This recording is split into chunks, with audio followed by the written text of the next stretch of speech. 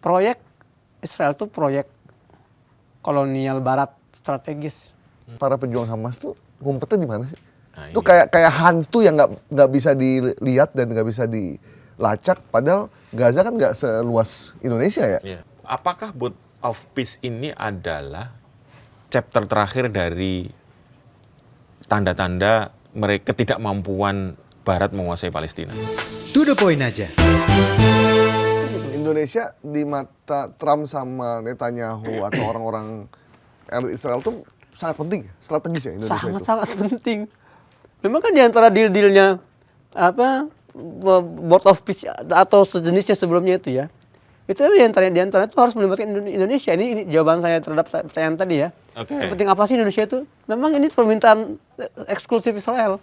Itu Israel sebut langsung itu tadi ya, yang Rabi.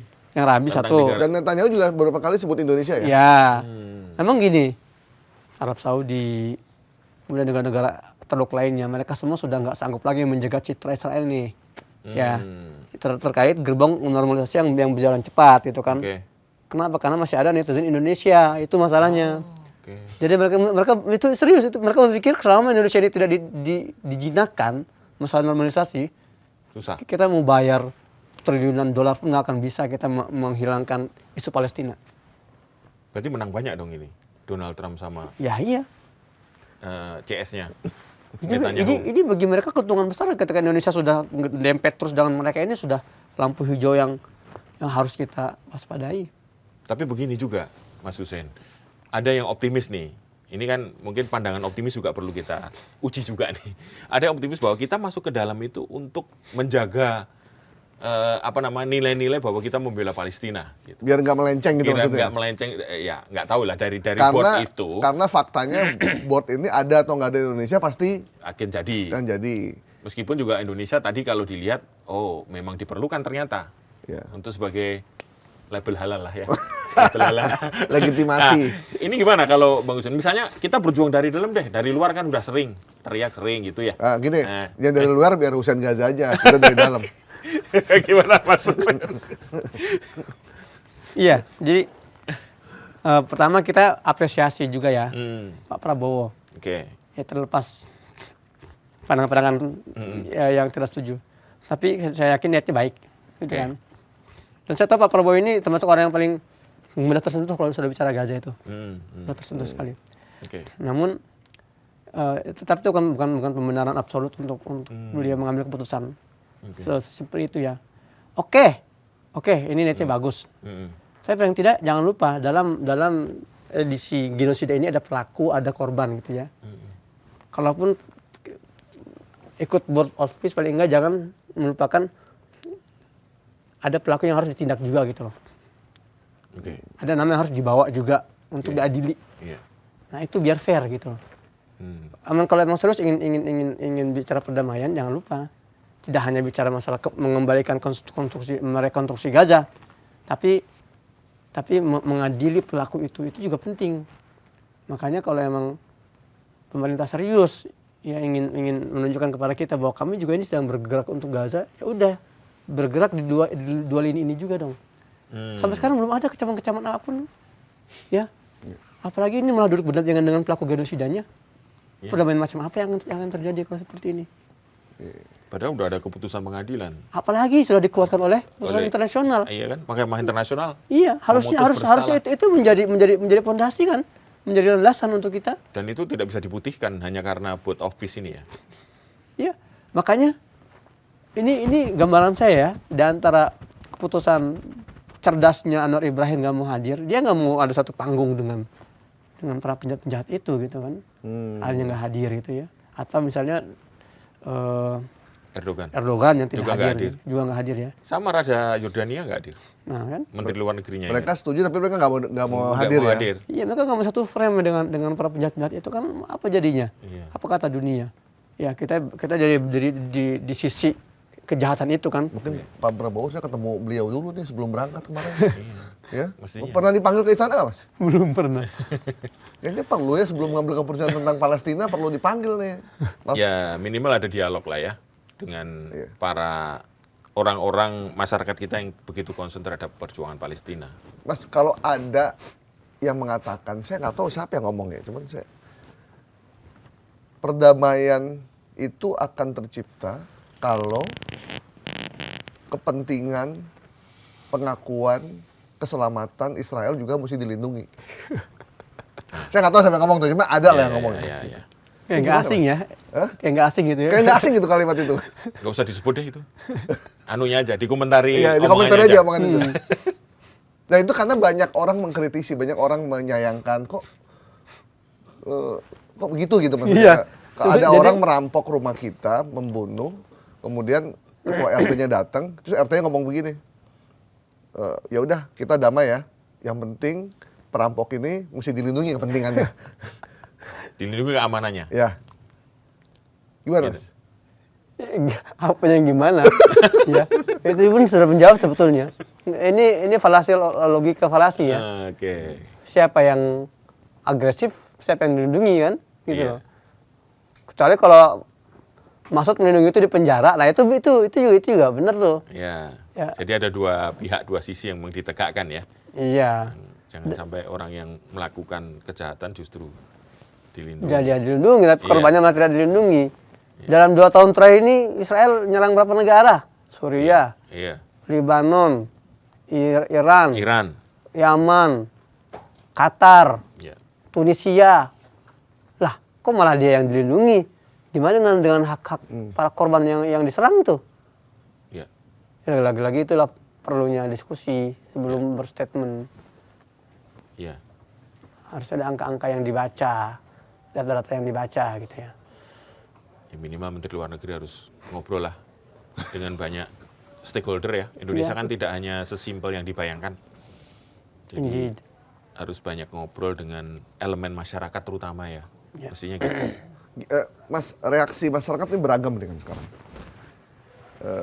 Di luar Abu Janda ya. Kalau Abu Janda kita nggak usah kita tungguin reaksinya. Nah, akhirnya masyarakat kembali melihat kondisi Gaza ya, yang sekarang tuh yang seperti apa? Kayak gimana? Kok sampai seorang Trump sebegitunya terhadap Gaza? Kalau menurut Mas Hussein, kira-kira apa yang membuat Trump sebegitu ngototnya tentang Gaza? Ini kan negara Palestina ini negara kecil, banyak ininya juga konflik. Saya nggak tahu apakah di Palestina ada sumber daya alam kan. Trump kan kalau lihat sumber daya alam kan Kayak ini ya. happy banget kan, kayak di Venezuela, kayak di beberapa negara, Libya, kemudian Iran yang memang punya sumber daya yang banyak gitu. Nah, memang di Palestina ini waktu Mas Hussein di Gaza itu memang banyak sumber daya Mas di sana. Iya. Jadi gini. Ini bukan hanya perkara sumber daya ya. Ya. Oke, di situ katanya ada cadangan minyak yang bisa Ya. sampai berapa puluh tahun atau ratus tahun ya di Laut Mediterania pantai Gaza itu kan. Juga Gaza juga ini dijadikan proyek ambisiusnya Israel ingin mendirikan yang namanya itu terusan baru. Ben Gurion. Ben Gurion. Ya. Ya, itu sempat muncul juga. Ya, Ramai juga. karena memang jujur saja kalau ngelihat peta Gaza ini yang peta yang sangat lokasi yang sangat strategis, Iya. menyatukan antara 3 benua kan, Betul. Mediterania, kemudian tuh Mesir itu Afrika, dan Gaza sendiri itu adalah Asia. Gitu. Asia. Namun lebih dari itu, seperti tulisannya Profesor Dr. Abdul Fattah Al-Waisi dijelaskan dalam bukunya At-Takhtit al-Strategi itu, dia bilang proyek Israel itu proyek kolonial Barat strategis. Jadi itu bukannya proyek orang-orang Yahudi, tapi ini proyek Inggris dengan negara-negara kolonial melanjutkan pertemuan tahun 1907. Jadi dalam 1907 itu ada pertemuan konferensi namanya Imperialism Conference. Konferensi imperialisme atau konferensi negara-negara imperial. Yang mana di situ mereka membahas bagaimana mengubah metodologi penjajahan atau hegemoni terhadap dunia. Yang dulu itu negara-negara Eropa ini konsep konsep mendominasinya itu adalah dengan mengirimkan Pasukan. pasukan-pasukannya ke negara-negara Asia dan Afrika gitu kan. Itulah yang kita sebut dengan zaman era kolonial. Kolonialisme. Gitu ya. Cuman ternyata era kolonial ini nggak berjalan dengan baik karena selalu bertemu dengan hambatan-hambatan bernama umat Islam. Umat Islam selalu melawan sampai titik penghabisan, akhirnya nggak berhasil. Mereka berkumpullah 1907 di London, dipimpin oleh Sir Henry Campbell Bannerman.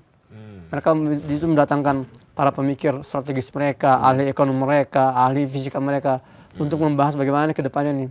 Muncullah di antara resolusi-resolusi dari pertemuan itu adalah kita harus menyatukan kekuatan politik, ekonomi, finansial, militer, semua kita kekuatan untuk kita bangun satu entitas yang kelak dikenal dengan Israel.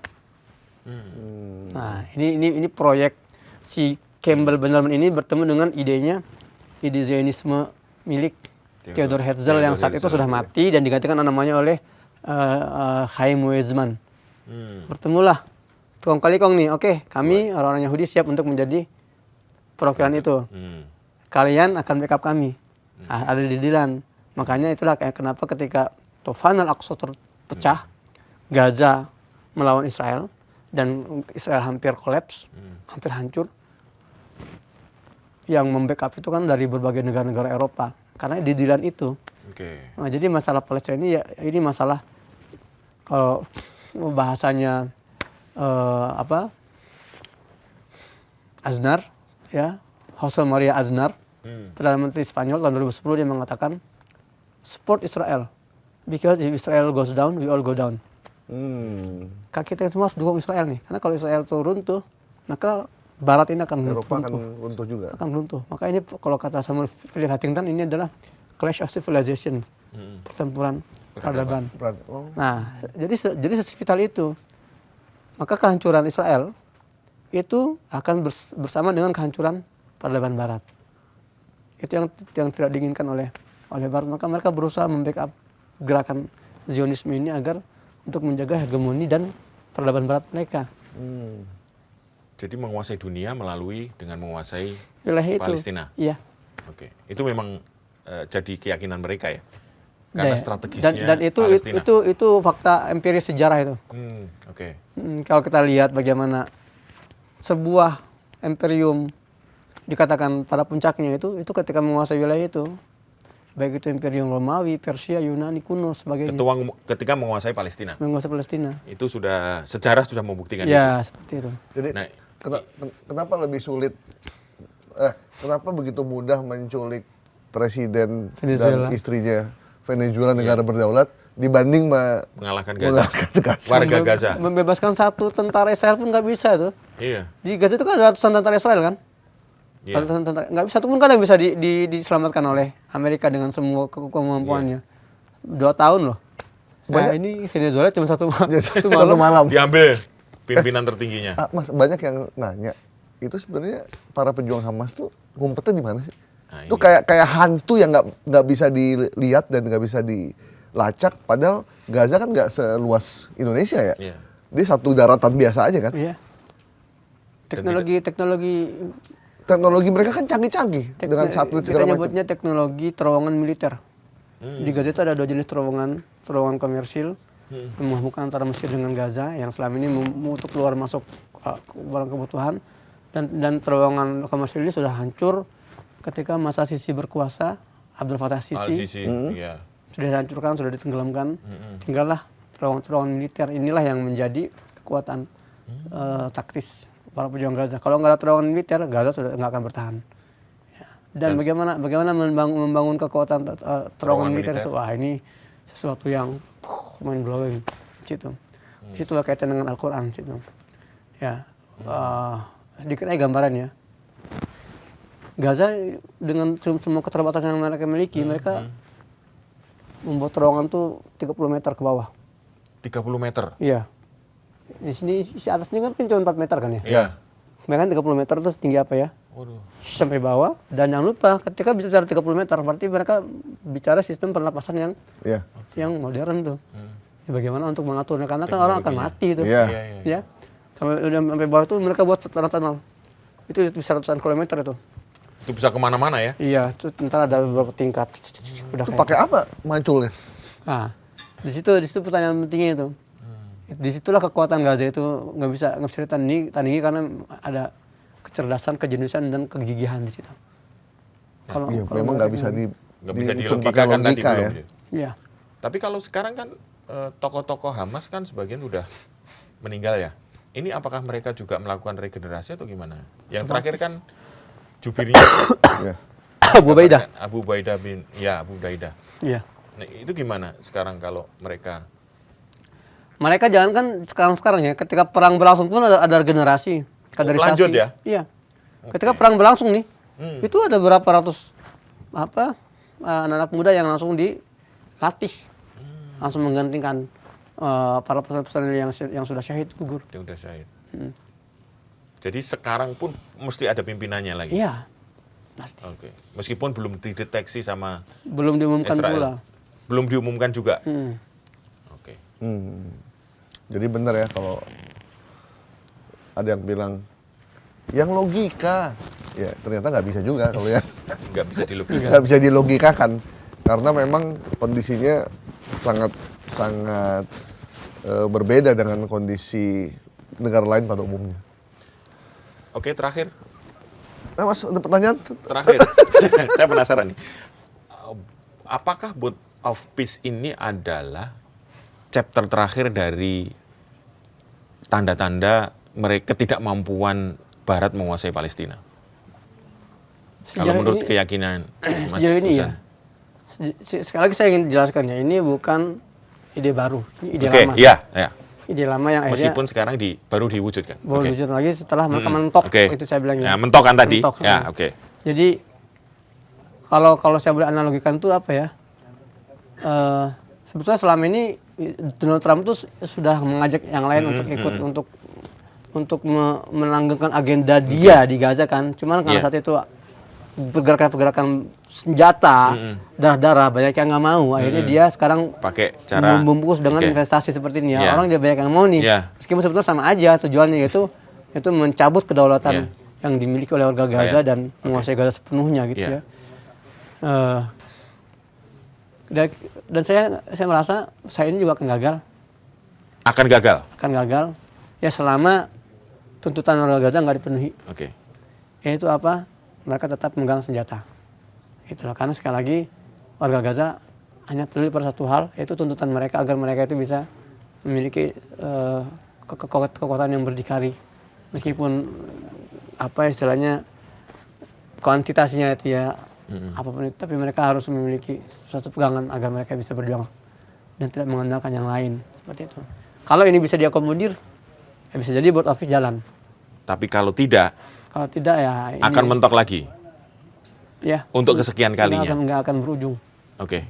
Jadi udah di depan mata karena nggak melibatkan warga Gaza ya berarti kegagalan tinggal menunggu waktu gitu. Insya Allah. Oke.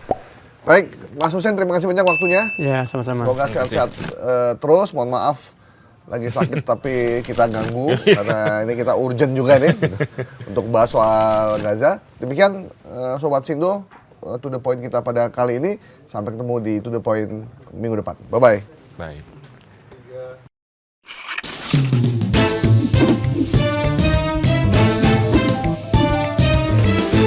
To the point aja.